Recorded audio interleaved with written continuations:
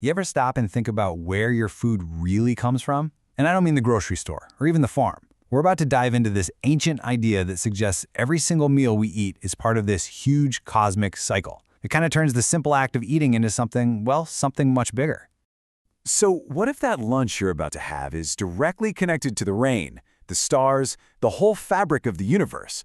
It's a pretty wild question, right? And that's exactly what we're going to unpack today. Okay, so to really get our heads around this cosmic connection, we've got to start at the beginning.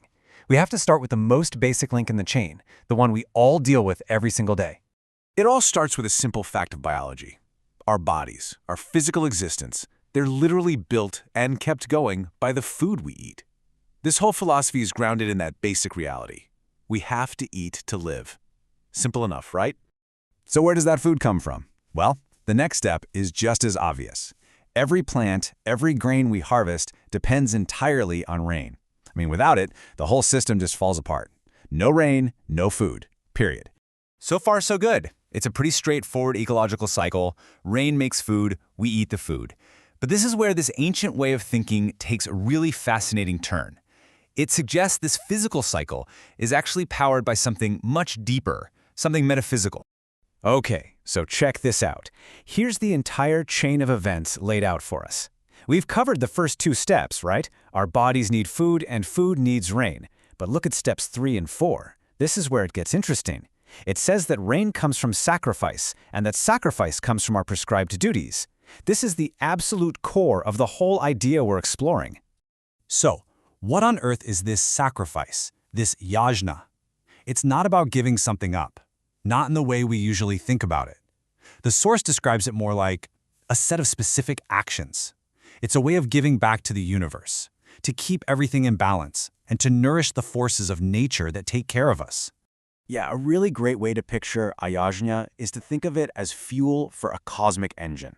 It's the energy that we as humans purposefully put back into the system to make sure that system keeps running smoothly and providing for us.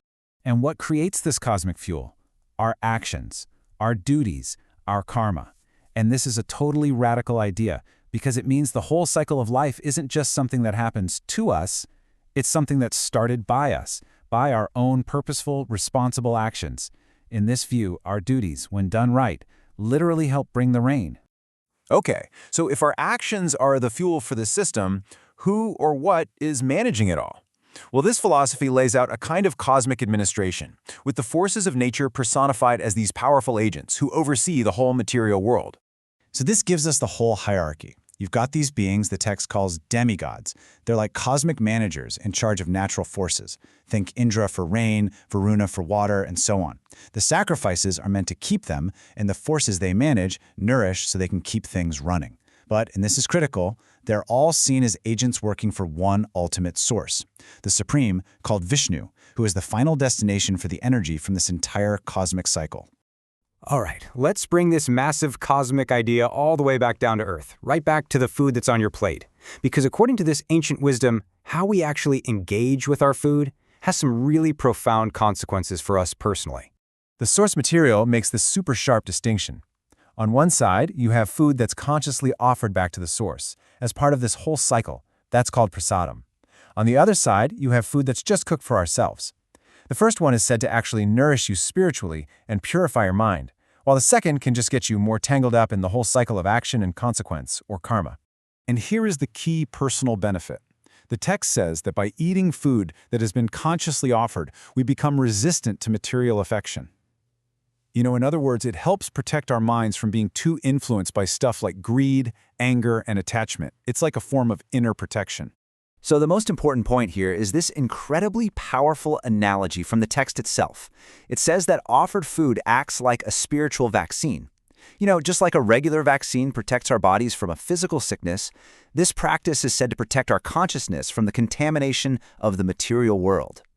All right, let's pull all these ideas together and get back to that question we asked at the very beginning of all this. So what this worldview does, really, is it completely transforms eating from just a biological act into a deeply spiritual one. It's not just about filling your stomach anymore. It becomes this conscious act of gratitude, a participation in a universal system that connects what's on your plate all the way up to the heavens. And that leaves us with one final question to chew on. This perspective really challenges us to see our meals in a new light. Is eating just an act of consumption, or could it be an act of participation? It's definitely something to think about the next time you sit down for a meal. Thanks for exploring this with us.